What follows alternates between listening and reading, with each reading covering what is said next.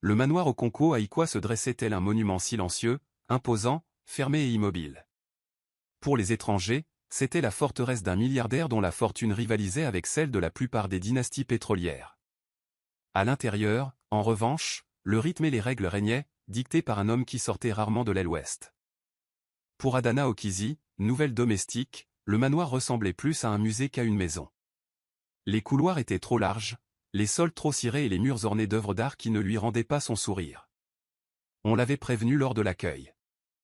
N'entrez jamais dans l'aile ouest, ne posez jamais de questions sur le garçon et ne vous attendez jamais à voir Monsieur Chuka Okonkwo en personne. Adana n'était pas du genre à enfreindre les règles. Veuve à 23 ans, aujourd'hui 28 ans, elle avait appris très tôt que l'obéissance était parfois la seule protection qu'un voyou de son milieu pouvait s'offrir. Son travail consistait à nettoyer les espaces réservés aux invités, à aider en cuisine et à minimiser sa présence. Cela lui convenait parfaitement. Elle avait besoin de ce travail, du salaire, de la sécurité qu'apportait un toit, un portail et un endroit où élever sa fille, Muna, loin du chaos de la petite pièce de Surulire, où tout est possible.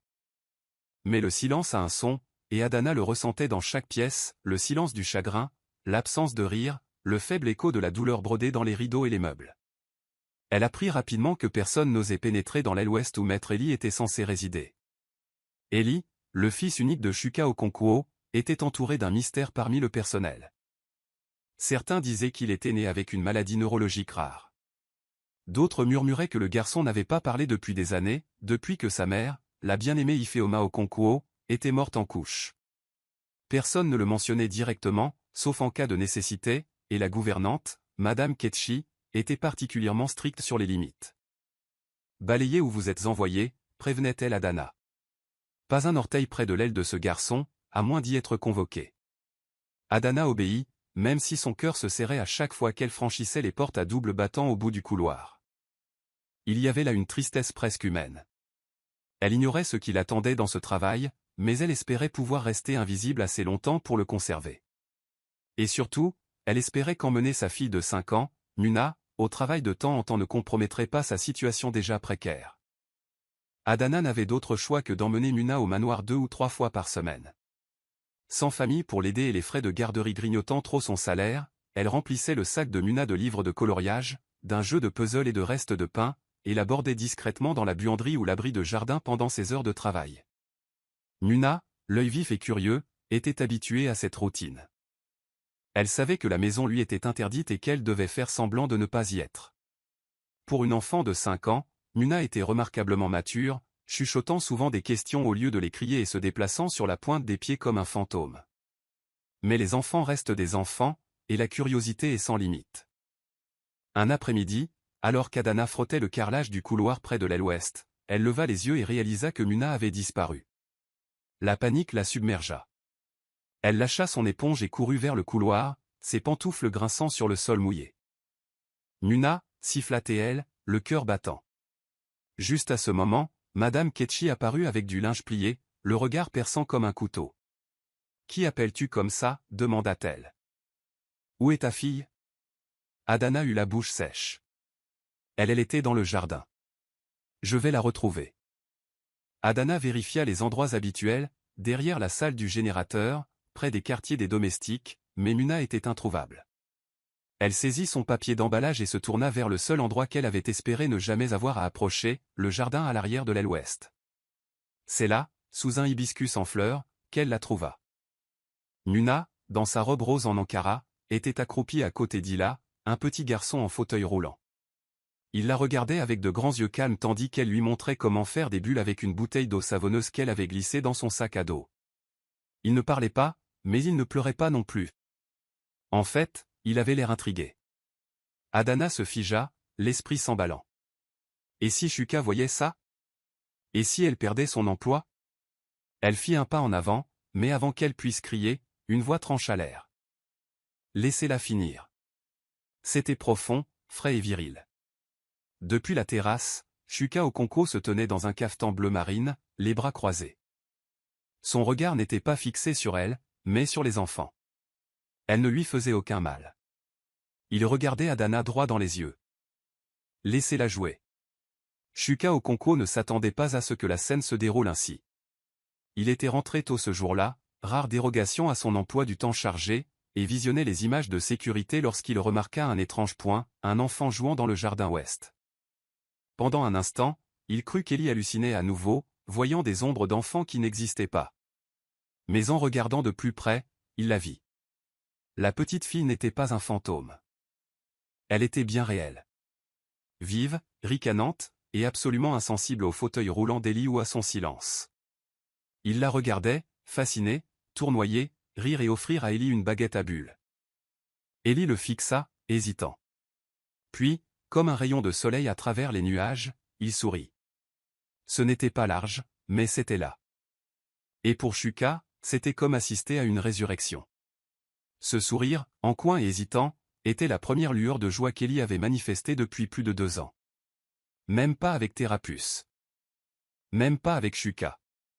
Quelque chose dans sa gorge se serra, et il se retrouva à marcher vers la terrasse, attiré non par la curiosité, mais par quelque chose qu'il ne pouvait nommer. Quand la servante apparut, prête à gronder sa fille, il l'arrêta. Non pas par indulgence, mais par gratitude. Qui qu'elle soit, quoi que son enfant ait fait, ils avaient réussi là où les professionnels de la prière n'avaient pas réussi. Adana resta figée, sous le poids de sa présence. Jusque-là, elle n'avait vu Shuka que de loin, voire jamais. Cet homme était une légende à Lagos. Brillant, impitoyable et émotionnellement détaché depuis la mort de sa femme. Il était grand, imposant, et dégageait une aura de deuil qui mettait mal à l'aise même les partenaires commerciaux les plus fortunés. Mais maintenant, debout juste au-dessus d'elle, il semblait calme.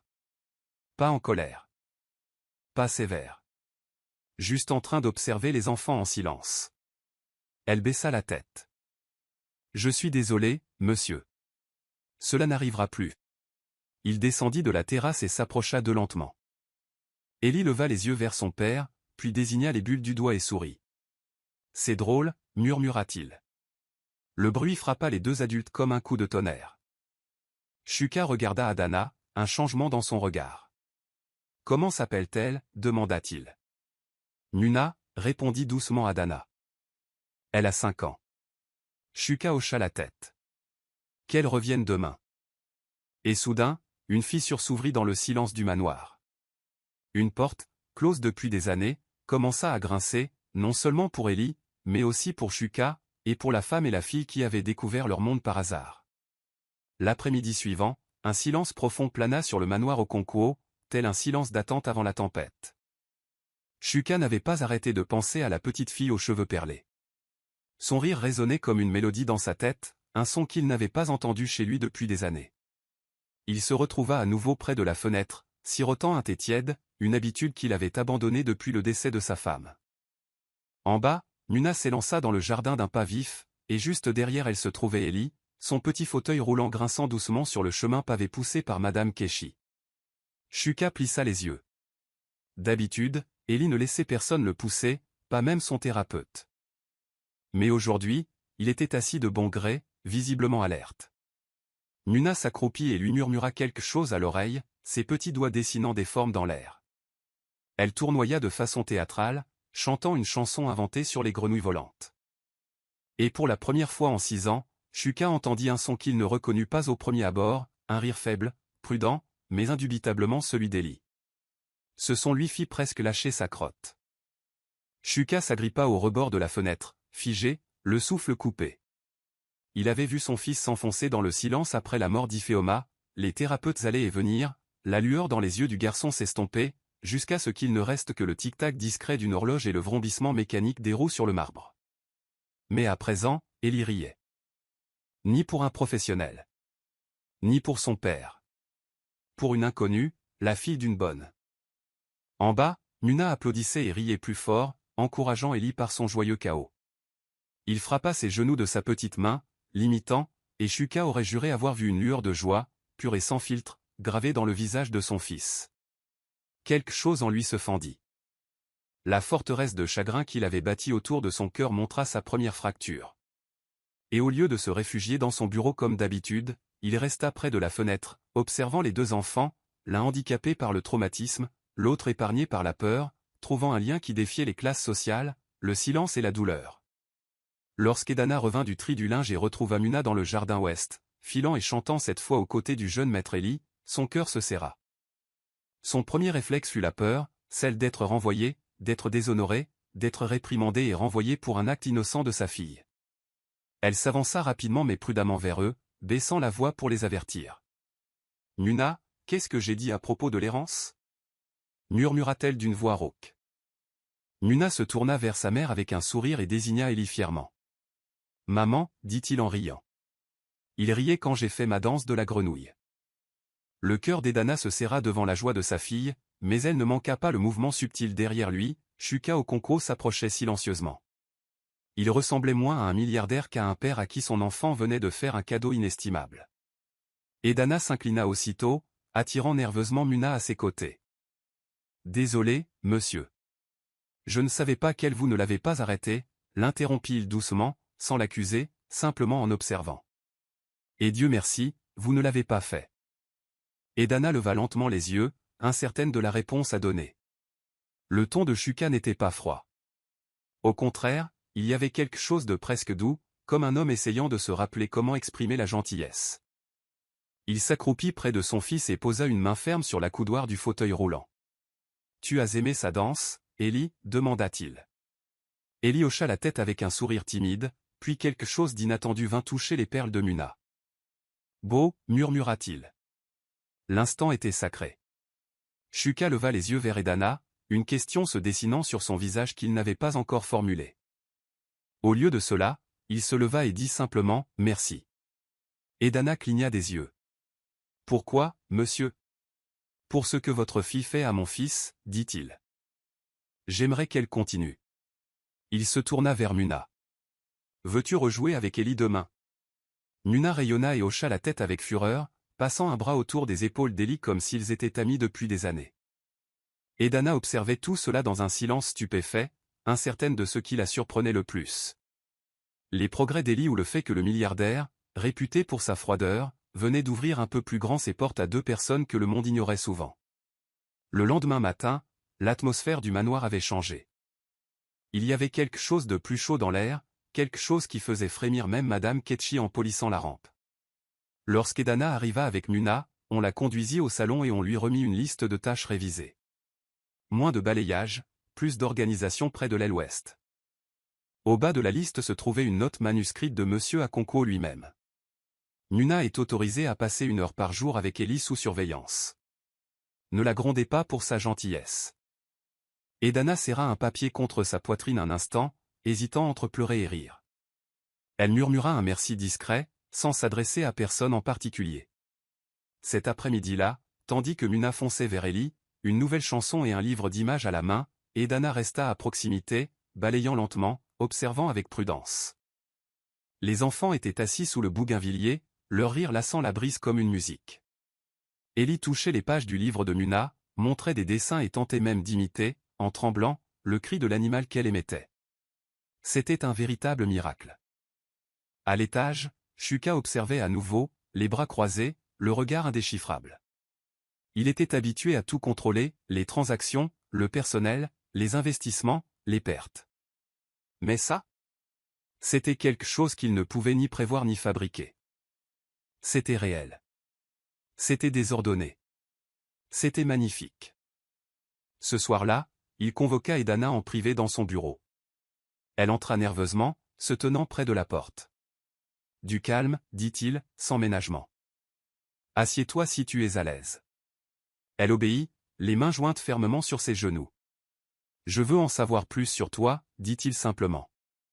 Votre fille a réussi en 2 jours ce que personne d'autre n'a pu faire en 2 ans. Et je ne crois pas que ce soit un hasard. » Edana hésitait, ne sachant pas trop quoi dire, ne sachant pas ce qu'il attendait d'elle. Mais quelque chose dans son regard, fatigué, reconnaissant, inquisiteur, la fit parler. « Je ne suis pas spécial, monsieur. Je suis juste une mère qui fait de son mieux. » Et Muna, elle, ne voit pas la chaise d'Élie. Elle voit juste un garçon. Les lèvres de Shuka se retroussèrent en un léger sourire. C'est peut-être ce que nous devons tous apprendre à faire aussi. Dans ce simple échange, une limite avait été franchie non pas de manière inappropriée, mais irréversible. Les barrières entre milliardaires et domestiques, employeurs et employés, commençait à s'estomper pour laisser place à quelque chose de bien plus humain. La semaine suivante s'installa dans un rythme tacite, un rythme qu'Edana et Shuka n'osaient définir, mais qu'ils ressentaient tous deux. Chaque jour, vers le milieu de l'après-midi, Muna jouait avec Ellie à l'ombre du jacaranda, et Edana était à proximité, pliant des vêtements ou balayant en silence. Mais ces derniers temps, Shuka sortait plus souvent de son bureau, errant vers le jardin sans le vouloir. Un jour, il s'approcha d'Edana alors qu'elle taillait soigneusement les haies de l'aile ouest. Il resta un moment à ses côtés, les mains dans les poches, observant son aisance. « Ta fille, commença-t-il, elle apporte la lumière ici. Quelque chose que je croyais impossible. » Edana marqua une pause, surprise d'entendre sa voix si près, mais se redressa rapidement et hocha respectueusement la tête. « Elle est difficile à gérer, monsieur. Mais je suis content qu'elle ne m'ait pas causé trop de problèmes. » Shuka ricana doucement, un son si inhabituel qu'il le surprit lui-même. « C'est exactement le genre de problème qu'il me faut, dit-il. » Il la regarda à nouveau, plus longuement cette fois, et baissa la voix. « Dites-moi quelque chose. Pourquoi travaillez-vous ici? Vous semblez bien plus instruite que la plupart de ceux que j'ai employés. » La question prit Edana au dépourvu. Personne ne lui avait jamais posé une telle question, pas même avec une réelle curiosité. Elle hésita, hésitante, puis décida de dire la vérité. « J'étais à l'université, dit-elle doucement, les yeux rivés sur le buisson qu'elle taillait. En dernière année. J'étudiais la microbiologie à Unilec, mais mon mari est décédé. Muna était toujours dans mon ventre. Sa famille m'en voulait, disant que je lui portais malheur. Mon propre peuple s'en est détourné aussi. Il n'y avait que moi. Et elle. » Sa voix ne tremblait pas, mais Shuka ressentait le poids de chacun de ses mots. « Alors j'ai fait ce que j'avais à faire. Ménage, cuisine, tout ce qui pouvait rapporter. » Elle haussa les épaules, mais c'était le haussement d'épaules de quelqu'un qui avait depuis longtemps fait la paix avec ses difficultés.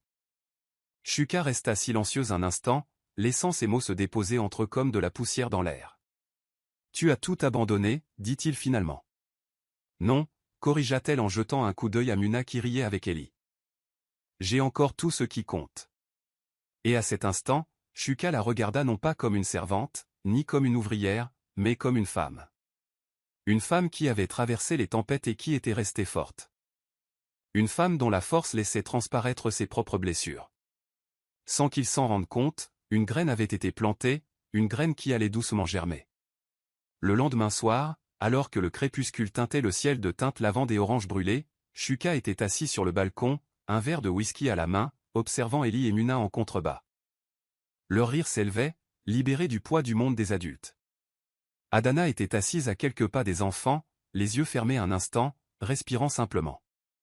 Shuka n'avait jamais ressenti cette sensation de vie ordinaire. Soudain, il se leva, descendit l'escalier en colimaçon et traversa la pelouse d'un pas lent et déterminé. Arrivé à Adana, il ne demanda pas la permission de s'asseoir à côté d'elle sur le banc de pierre. Il s'y installa, tout simplement. « Tu t'arrêtes parfois ?» demanda-t-il en regardant sa posture raide. Elle rit doucement. « Non, monsieur. Pas quand il y a du travail. » Il observa son visage, doux mais réservé, d'une beauté qui défiait le maquillage ou la mode. « Alors faisons semblant, » dit-il en posant son verre. « Imaginons que vous n'êtes qu'une femme assise dans un jardin. Sans balai. Sans tablier. Juste là. » Cela la surprit. Elle se tourna pour le regarder correctement, pour la première fois depuis le début de leurs échanges au jardin. Ses yeux n'étaient pas durs ce soir-là. Ils étaient fatigués, mais ouverts, humains.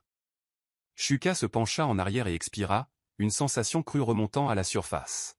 « Ma femme, Ifeoma, est morte la nuit de la naissance d'Ellie. Ça n'aurait pas dû arriver comme ça. Elle était jeune et en bonne santé. Elle était tout pour moi. » Sa voix se brisa brièvement, mais il continua.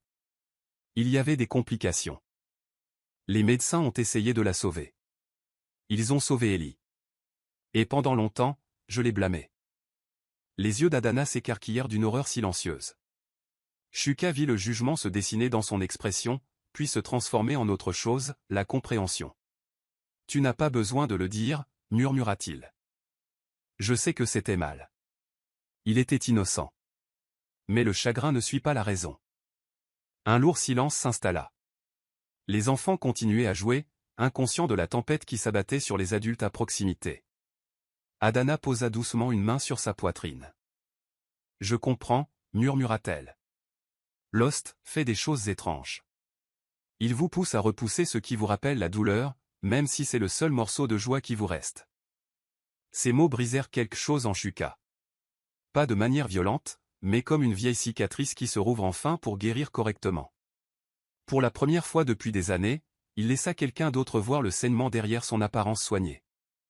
Un Adana, courageux et silencieux, était assis à ses côtés, sans offrir aucune solution, sans pitié, seulement sa présence.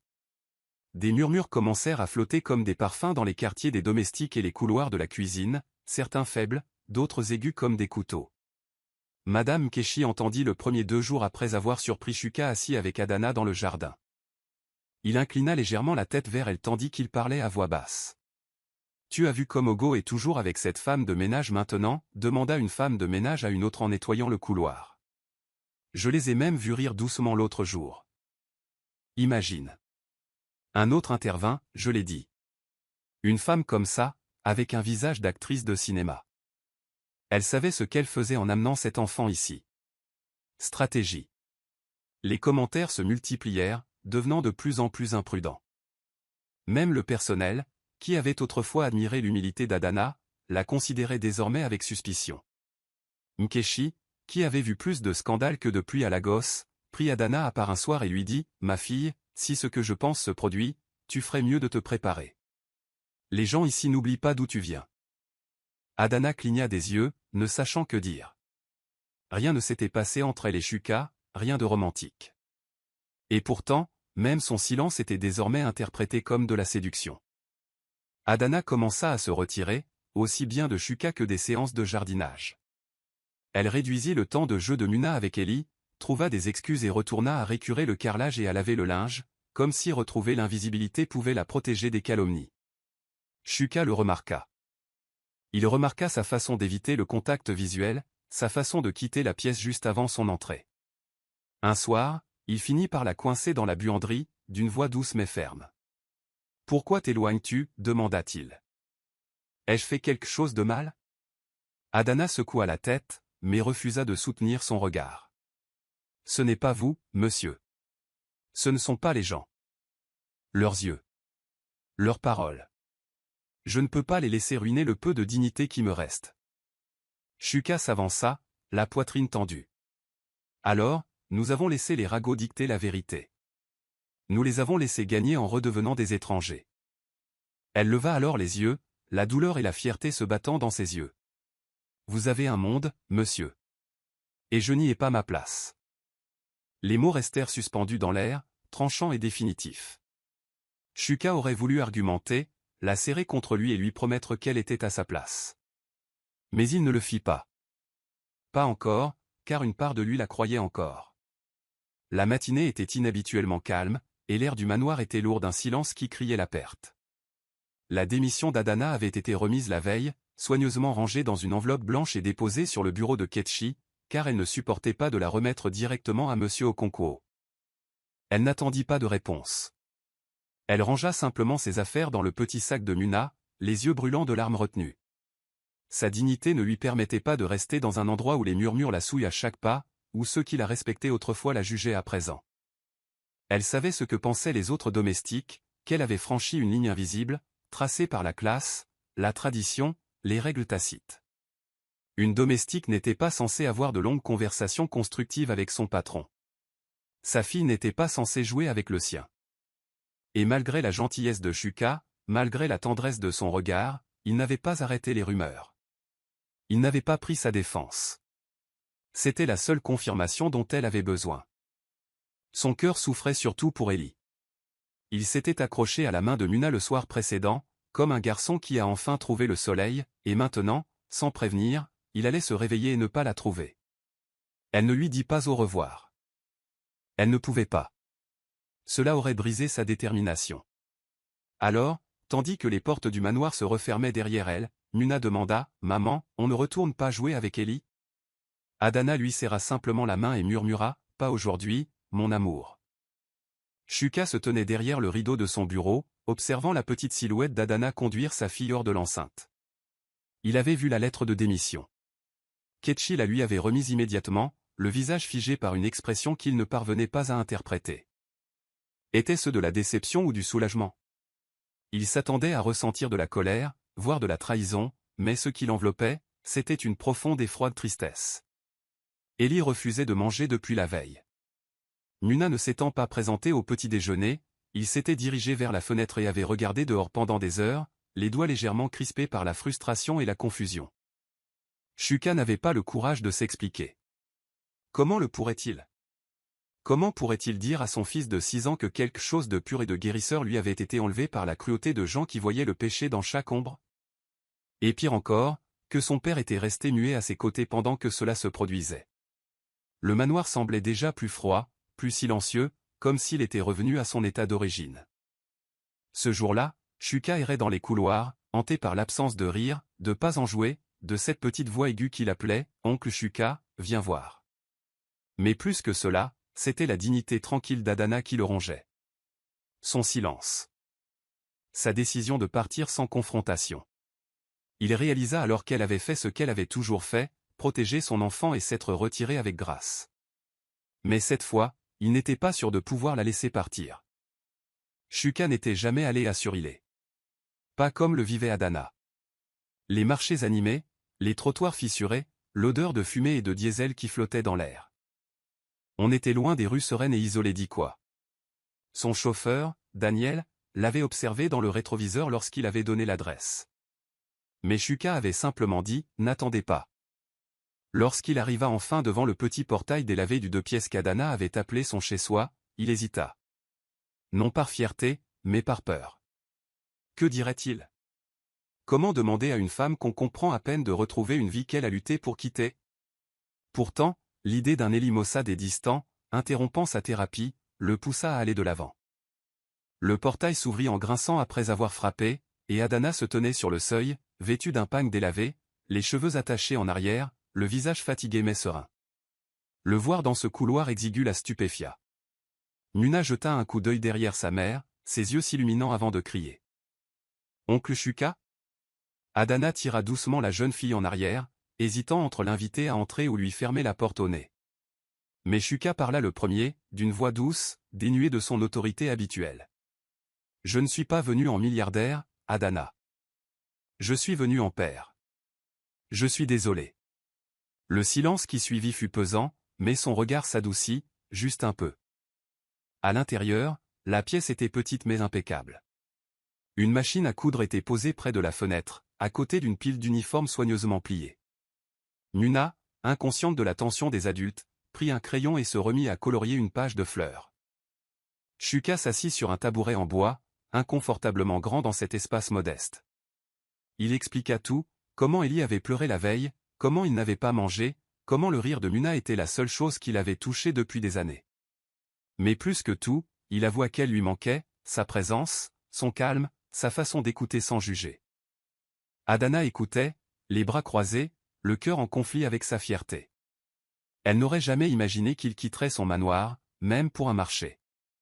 Et maintenant, il était là, dans son humble appartement, lui demandant de revenir non seulement pour les enfants, mais pour lui. « Et si les murmures revenaient » demanda-t-elle doucement. « Et s'ils nous détruisaient à nouveau ?» Il la regarda, sans plus se méfier.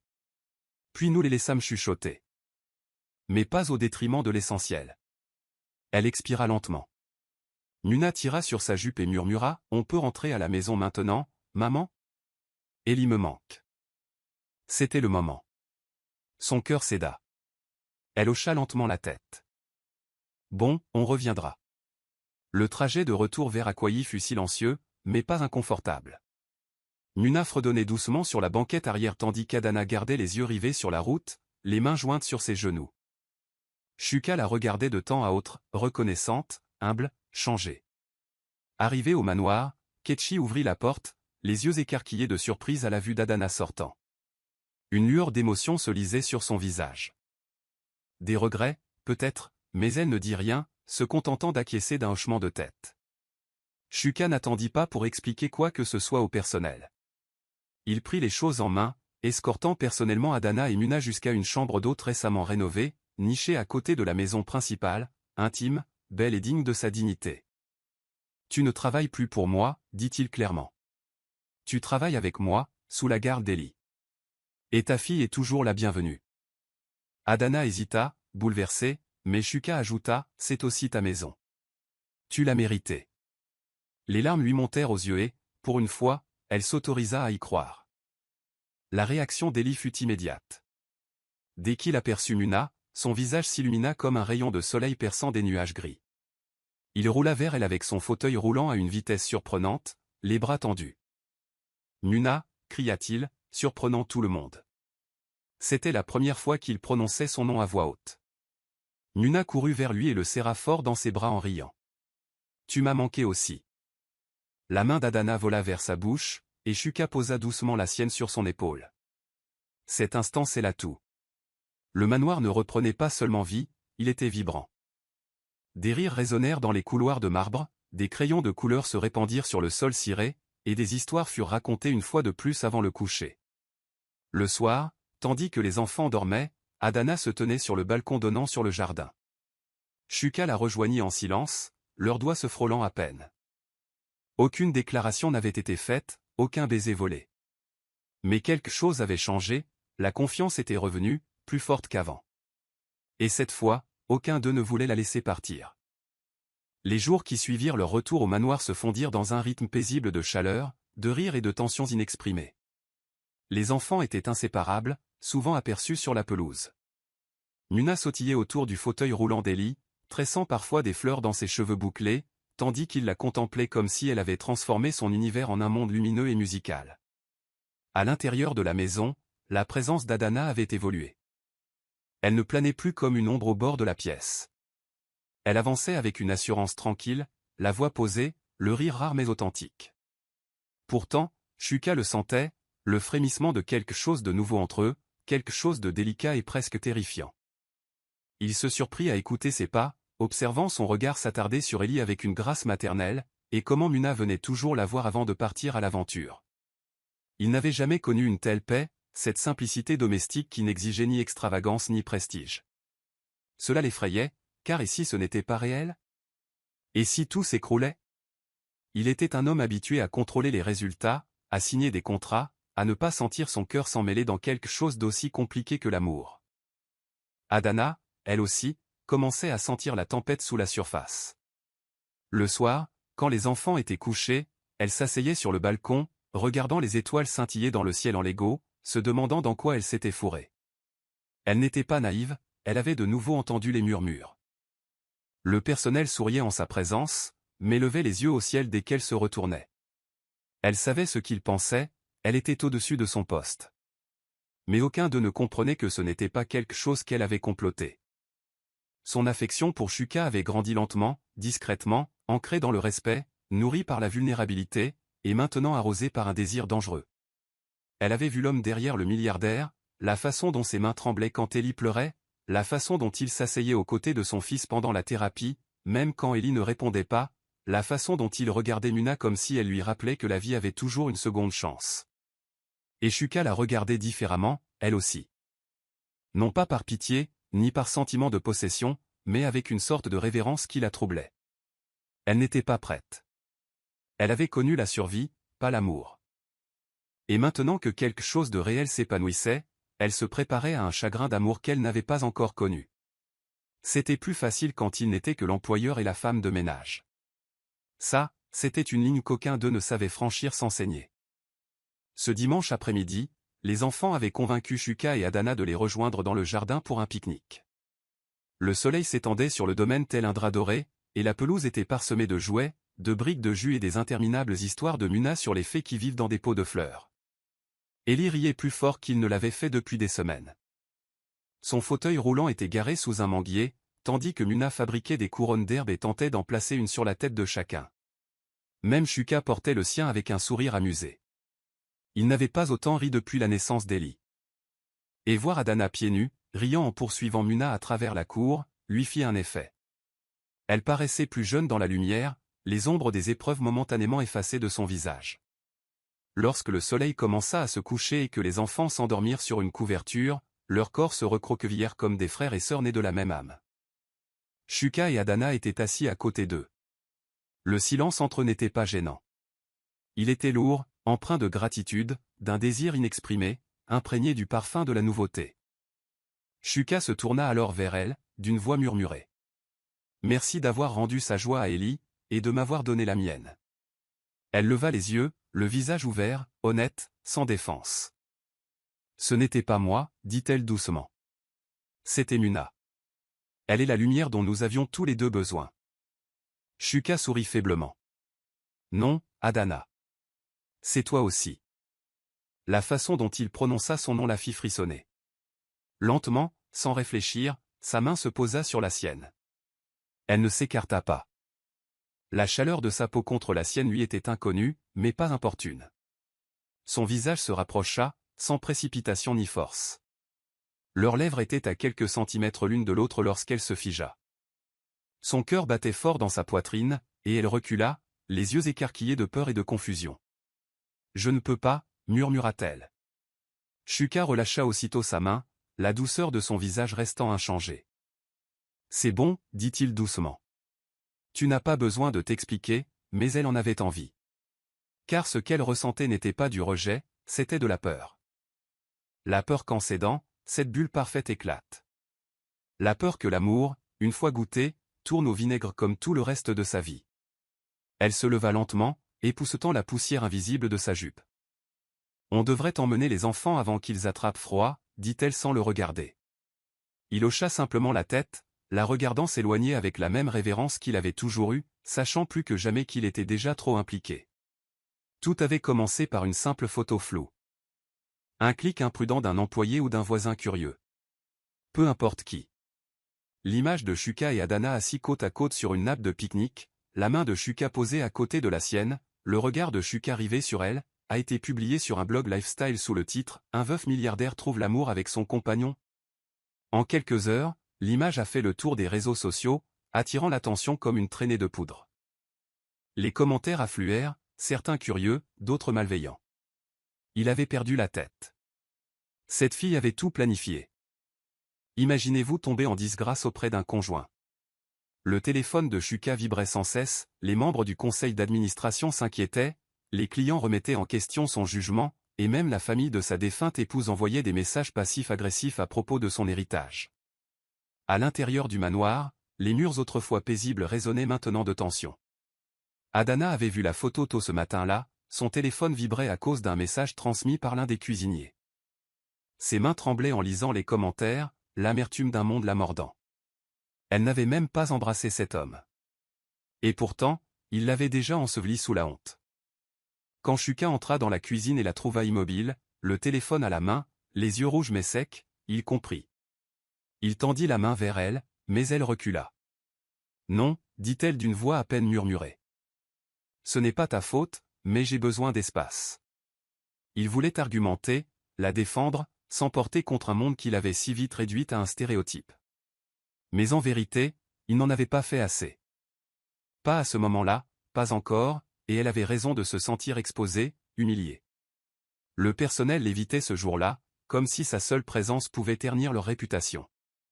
Nkechi tenta de lui offrir du thé et du réconfort, mais Adana déclina poliment.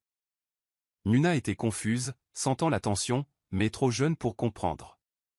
Seule Ellie semblait imperturbable, se retournant à ses côtés toutes les quelques minutes, lui tapotant le bras avec l'innocence d'un garçon qui se fichait de l'opinion publique. Ce soir-là, Adana était assise seule dans sa chambre, fixant le mur comme si des réponses jaillissaient de la peinture. Elle se demanda si elle avait fait une erreur en revenant. Si cet instant, cette honte, était le prix qu'elle paierait toujours pour avoir quitté l'enfermement dans lequel le monde l'avait enfermée. Et pour la première fois depuis des années, elle ne pleura pas. Elle ferma simplement les yeux et fit un vœu, s'il ne la protégeait pas publiquement, elle se protégerait elle-même. La salle de réunion était remplie des magnats des affaires, des investisseurs et des personnalités médiatiques les plus influents de Lagos. C'était la conférence de presse annuelle très attendue d'Akonko Holdings, et tous les regards étaient braqués sur Shuka qui entrait avec son autorité habituelle. Cependant, une tension indéniable flottait dans l'air, alimentée par les photos virales qui circulaient en ligne. Shuka marchait aux côtés d'Adana dans le jardin, une expression douce, presque indifférente. Les blogueurs avaient déformé la réalité, la qualifiant de domestique ayant ensorcelé un milliardaire. Certains tabloïds ont même publié des rumeurs non vérifiées, dépeignant Adana comme une chercheuse d'or. Shuka était resté silencieux toute la semaine, mais maintenant, devant les caméras, vêtu d'une ikbata bleu marine impeccablement brodée d'argent, il captait l'attention de tous. Avant de commencer, dit-il d'une voix calme mais ferme, je voudrais aborder un sujet personnel rendu inutilement public. Des murmures parcoururent la foule. La femme que vous voyez sur ces photos est Adana Okizi. C'est la mère du seul enfant qui ait fait sourire mon fils depuis des années. C'est aussi la personne la plus honnête et la plus digne que j'ai jamais rencontrée. Halètement, puis silence complet. Si l'un d'entre vous pense que la valeur d'une personne se définit par son poste ou son compte en banque, je vous suggère de partir immédiatement. Car cette entreprise et cet homme ne souscrivent plus à ce genre d'aveuglement. L'effet a été sismique. Adana, qui regardait la diffusion en direct depuis les quartiers des domestiques, les mains serrées sur ses genoux, sentit sa gorge se serrer sous l'effet de l'émotion. Nkechi, assise à côté d'elle, laissa échapper un léger grognement métallique. Le personnel qui avait autrefois bavardé dans le dos d'Adana était maintenant plongé dans ses pensées. Shuka ne s'était pas contenté de la défendre, il lui avait publiquement témoigné son respect dans une salle symbolisant le pouvoir, la richesse et le statut. Ce soir-là, son audace avait fait le tour des réseaux sociaux. Certains l'avaient critiqué pour avoir fraternisé avec une domestique, mais une majorité écrasante l'avait défendu, inspirée par son authenticité et son refus de se conformer aux normes élitistes. Même Ellie sembla sentir le changement. Il entra dans le jardin avec Muna et leva les yeux vers le ciel, puis vers l'écran de l'ordinateur diffusant toujours la retransmission en direct. « Papa » dit-il doucement, surprenant sa nounou. Même si ce n'était pas une phrase complète, cela suffisait à raviver l'espoir. Pendant ce temps, Adana, bouleversée par la tournure des événements, commençait à voir Shuka non seulement comme son employeur ou un homme blessé, mais comme quelqu'un prêt à tout risquer pour faire ce qui était juste. Son cœur oscillait entre prudence et espoir, mais pour la première fois, les murs autour d'elle commençaient à se fissurer. Le respect avait été gagné, mais quelque chose de plus profond, de plus dangereux et de plus beau, commençait à germer. Les séances de thérapie d'Ellie avaient toujours été calmes, structurées et répétitives, remplies de cartes illustrées, de messages doux et d'exercices destinés à le faire parler. Mais ce mardi après-midi-là, quelque chose a changé. La thérapeute, Mademoiselle Talus, le remarqua en premier. Le regard d'Ellie était plus brillant, plus engagé. Muna avait rejoint la séance à la demande de Shuka, entrant dans la pièce avec sa bonne humeur habituelle. Les enfants jouaient avec des blocs de construction tandis qu'Adana et Shuka, assis à proximité, observaient. Ellie riait quand Muna faisait une grimace et tapait sur ses blocs pour imiter son rythme. Mademoiselle Talus guidait la séance vers des sujets de communication, posant des questions simples à Ellie. D'habitude, il répondait par des grognements ou des gestes. Mais lorsqu'elle lui demanda « Qui est ton ami ?», quelque chose d'extraordinaire se produisit. Ellie regarda Muna, puis son père et Adana, et dit clairement « J'aime bien Muna et maman ». La pièce se figea. L'épingle de Miss Talus tomba. Shuka se releva lentement. Adana cligna des yeux, incrédule.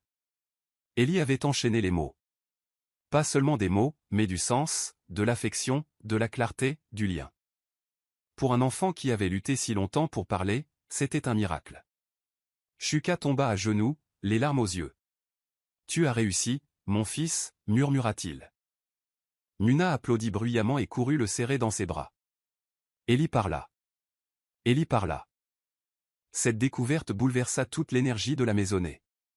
Thérapeutes et médecins furent appelés, mais aucun ne put expliquer pleinement pourquoi Ellie avait parlé.